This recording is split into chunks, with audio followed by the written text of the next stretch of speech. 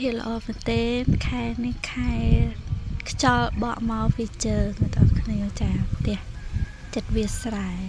ធម្មជាតិខ្យល់ផ្លេចទេធម្មជាតិខ្ញុំនេះផងដែរម្សៅល្មៀតរបស់ខ្ញុំទៀតហើយអ្នកទាំងអស់គ្នាស្រាប់អ្នកដែលគាត់ធ្វើខ្លួនឯងកិនបានប៉ុណ្ណេះឯងអ្នកទាំងអស់គ្នាអត់សូវមាត់អីហ្មងទេបុកផងអីផងតរំបានប៉ុណ្ណេះលោកអើយលោកប៉ុន្តែធម្មជាតិសុទ្ធចាធ្វើដោយដៃខ្លួនឯងខ្ញុំយកញ៉ាំខ្លួនឯងផងដែរទុកធ្វើស្កាត់ធ្វើអីខ្លួនឯងផងដែរណាចាល្អខ្លាំងមែនទែនផ្សៅក្បាលរមៀតសុទ្ធធ្វើដោយដៃខ្លួនឯងចាផ្សៅរមៀតនេះផងដែរមាន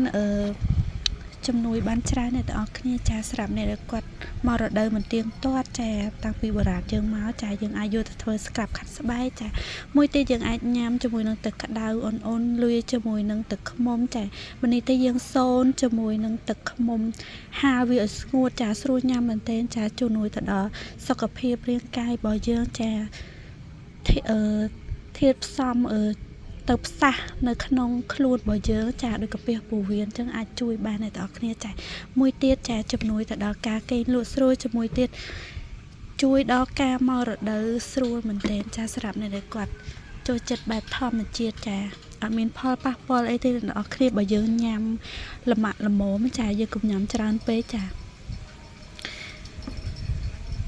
ញ៉ាំល្មមនឹងសុខភាពរបស់យើងរាល់ថ្ងៃទទួលយកបានអីចឹងអ្នកទាំងអស់គ្នាចាដូច